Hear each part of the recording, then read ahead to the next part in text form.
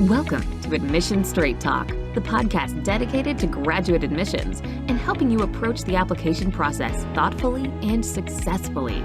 Your host is Accepted's founder and world-renowned admissions guru, Linda Abraham. At Accepted, our mission is to get you to that unforgettable moment when you read your acceptance email and shout, "Yes, I'm in!" Confident you'll be attending the perfect program to help you launch the career of your dreams. Welcome to the 400th episode of Admission Straight Talk, Accepted's podcast. Thank you for tuning in. Yes, I did say this is 400. It's going to be a podcast that is for multiple graduate specialties, so please stay tuned. I do want to invite, however, MBA applicants to our next masterclass. If you're debating whether to apply round 3 of this year or round 1 of next year, this masterclass is for you. You have a really good question, and there are pros and cons to each position.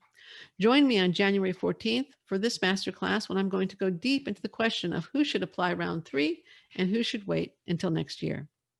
This is our first webinar of 2021, and you can reserve your seat for this free webinar at accept.com/round3. Again, reserve your seat for this free webinar at accept.com/round3. So I said this is a milestone. Episode 400, I really do feel it's a milestone, and I've decided to do a little bit of a different kind of a show. The first part it'll all be solo. It's just me today, and I'm going to discuss 2 important developments of 2020 and their impact on applicants and implications for you as you apply, how you should deal with them.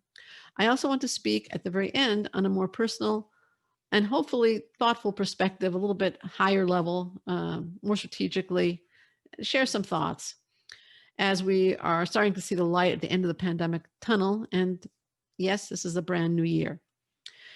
And that the perspective I'm going to share will reflect a little of what I've learned from Rabbi Lord Dr. Jonathan Sachs, a favorite writer, thinker, and teacher of mine, who sadly passed away in November. His writings have relevance to many situations, but specifically to grad school applicants, and I'm dedicating this podcast in his memory. Okay, so the first development that you folks need to be aware of, I'm sure you are aware of it, is the surge. And no, I don't mean the surge in COVID cases that we are tragically experiencing as I record this. It's mid-December. And when I listened to the radio this morning, it said that there's 0 capacity in IC units in Los Angeles, which is where I live. That's not what I'm talking about. I'm talking about the surge in applicants to graduate programs across the board that is occurring this fall and winter. What do I mean by that? Well, let's give some examples. In December, NPR reported that 18% more applicants applied via AAMC to medical school than did a year earlier. Some school-specific numbers, Stanford, which also went test optional, reported a 50% increase in applications. Boston University reported a 27% increase in applications. And when I spoke with Paul White of Johns Hopkins School of Medicine in October for Admission Straight Talk's 392nd episode, which you can find at accept.com/392, he reported at that point an increase of 25% in applications at that point in the cycle. Business schools are also experiencing a surge in applications. Now, they were experiencing a decline in applications that seemed to end for most schools with round 2 of last year and the recession's onset in March of 2020. They have also seen a surge in applications. The stats for last year ended up with 67% of MBA programs reporting increased applications per GMAC. The stats for this year aren't out yet, but news reports, whether from the Wall Street Journal, Poets and Quants, my conversations with admissions directors, all talk about increased application volume and significantly increased application volume. Law school applications have also soared. Through December 15th, LSAC reports a 38% increase in applicants, not applications, but applicants year over year, and a whopping 57.4% increase in applications year over year, and an almost 62% increase in applications over 2 years ago. 12 out of 200 law schools reported a 100% increase in applications, and 106 out of 200 law schools reported an increase of between 50 and 99%. which means that well over half of law schools are reporting more than a 50% increase in applications. Now, LSAC conservatively warns that it's too early in the cycle to draw conclusions, since at this time last year, 34% of applications had been counted. However, I am concluding that with roughly a third of applications in, or presumed to be in at this point in time, that the final numbers may not be this eye-popping, as I just cited, but there will be a marked increase in applications to the nation's law schools. Various graduate specialties are also up. For example, Masters in Public Health. ABC News, citing data from the Association of Schools and Programs of Public Health, which has over 100 MPH programs participating in its Common Application Service, reports a 20% increase in applications this year. Data science programs are mushrooming. So, okay, that's the news. What can you do about it? We try and be very practical here at Admissions Straight Talk. I don't like to just raise problems. I also like to suggest you ways to deal with them. Well, one thing I think you need to do, particularly this year, is be realistic. Apply mostly to programs where you are likely to get accepted. If your dream school is a stretch, I'm not saying you have to give up on your dreams. You can still apply to it. It's okay. And you might get in because you really, really want to, and you can really demonstrate fit. But for the rest of the programs, make sure you're being realistic. Number 2, submit outstanding applications that show that you both fit in at your target schools and are a standout in the applicant pool. Number 3, apply to additional schools that support your educational and professional goals. So often I see applicants write, oh, I want top 10 or M7 or T14 or top 20, whatever it is. Really, that's okay if you get in. That's fine. And there can be reasons to want those schools. But beyond that, also think about what is your specific direction in your field and which schools are really good in that area, even if overall they aren't rated quite as high or ranked quite as high. So that way you apply more thoughtfully, more strategically, and more successfully. And finally, demonstrate interest in the schools that you are applying to. Now, how can you do that? You're filling in the application. Is that a demonstration of interest? Well, yes, it is, but there's more you can do. Obviously, every applicant is demonstrating interest in that way. First of all, make sure that your application shows fit with the program's strengths, its values, and its mission. Also, attend online events for applicants. That's another way to show. You can't visit now, right? But attend those online events, because doing so is a demonstration of interest, but it also will mean that you have better information that you can include in your application or when you interview or in updates. Try and interact and communicate with current students and recent alumni so that your application can reflect insight and your efforts and your genuine informed interest in that particular program. All right, so that was topic number 1, the surge.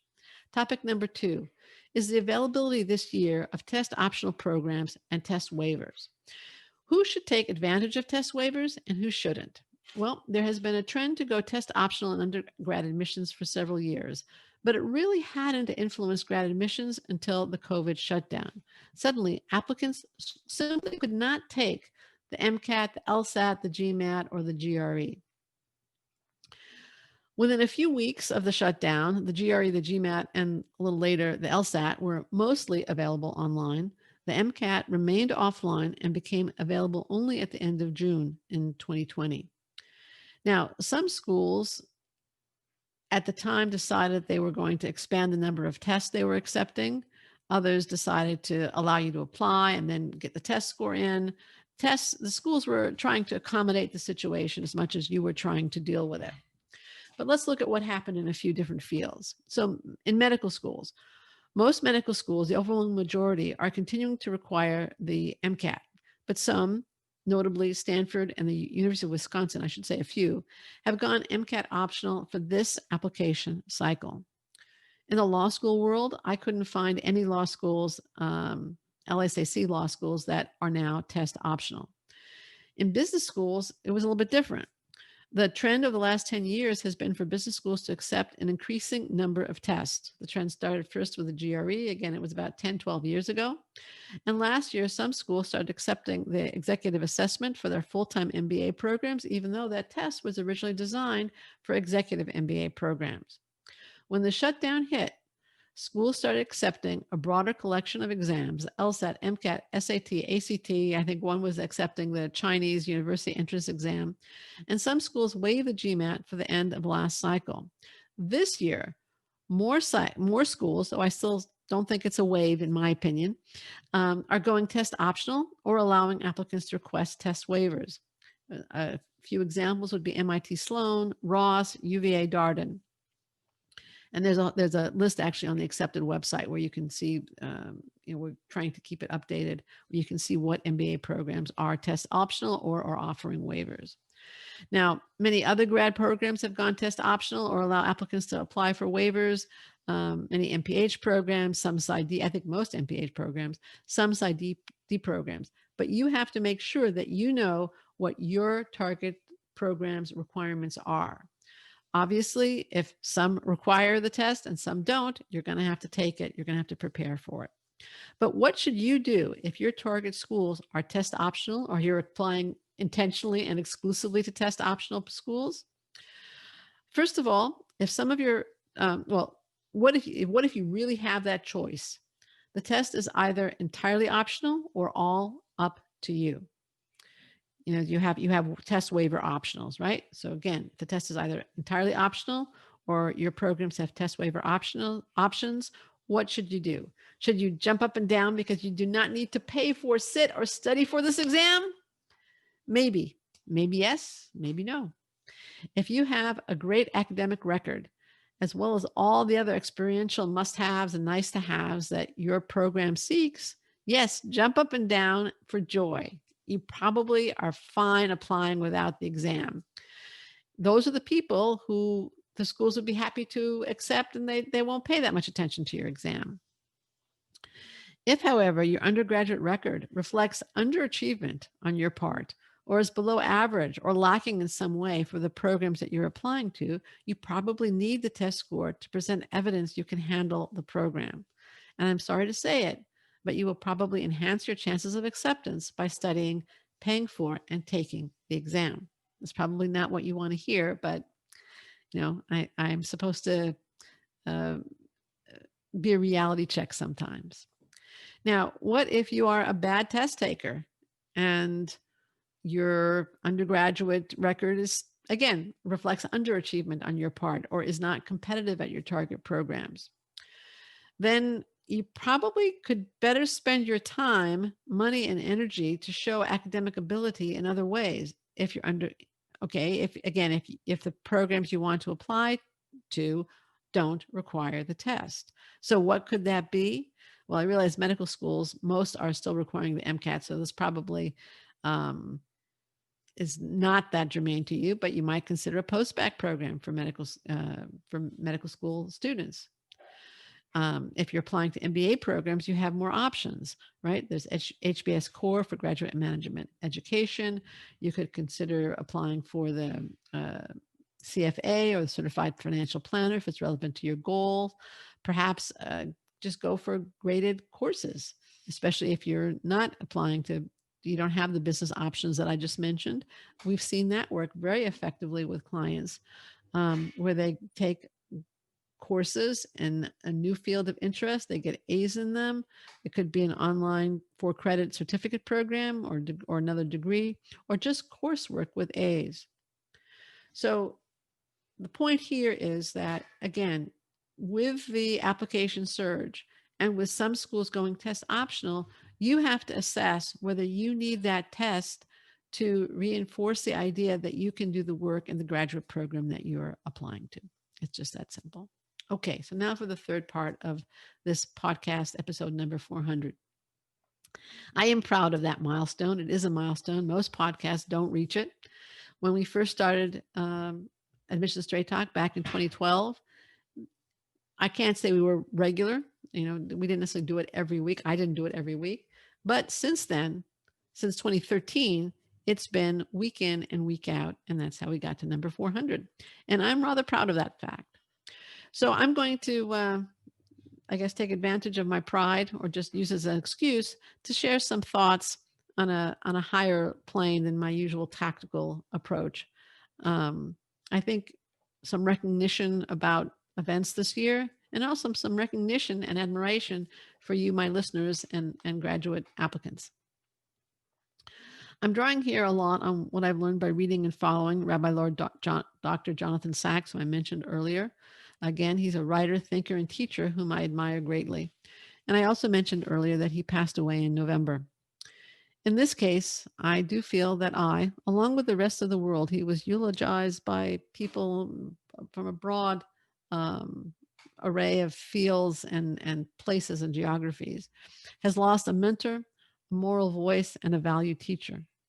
A few lessons I gleaned from his work and teaching, which I think are relevant to applicants about to embark on a major self-improvement project, and that is what higher ed is, at a very tempestuous time in history, a very uncertain time in history. 2020 was a bad year. I don't want to minimize that. It's true. But there were silver linings amidst the tragedy and the suffering. And yes, there have been, many, many deaths. That means that people are grieving and hurting.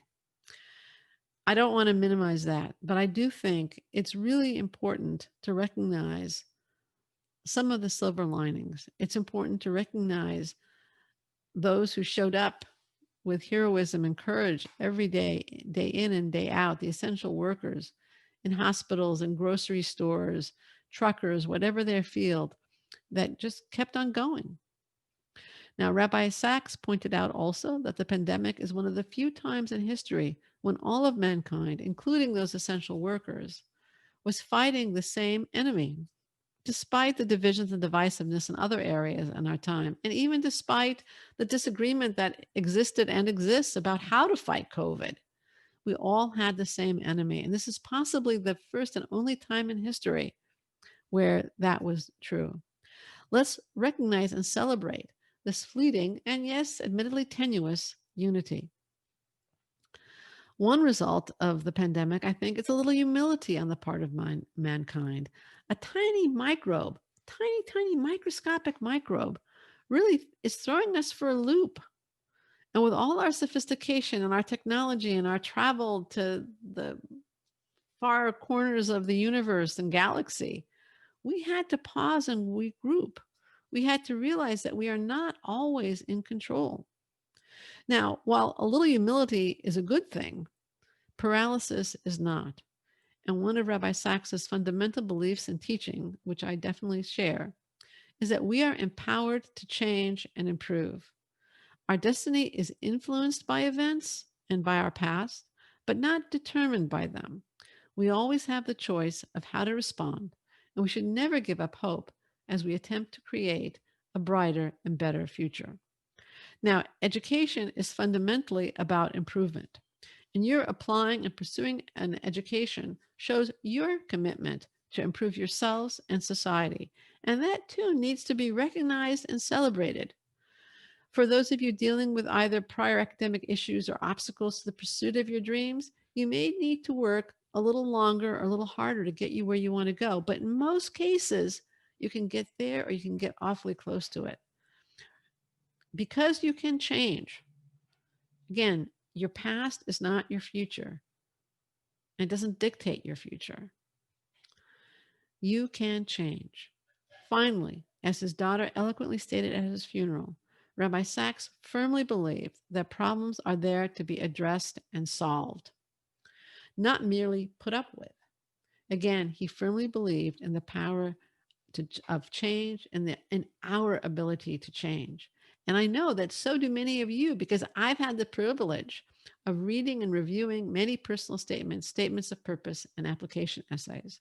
They frequently discuss how you want to use your graduate education to solve a problem, to improve yourselves and society, and to contribute. Now, as we move deeper into 2021, please don't lose that commitment to self-improvement. And as Admission Straight Talk returns to its regular programs with little or no pontification from me, I'd like you to give yourselves a pat on the back and celebrate Recognize and celebrate both your ability to change and your commitment to self-improvement, as evidenced by your pursuit of additional education. Congratulations for not letting the turbulence of 2020 stop you from pursuing your dreams and improving the world in 2021 and beyond. Thank you for joining me. This is Admission Straight Talk, produced by Accepted, and I'm your host, Linda Abraham. I'll talk to you again next week.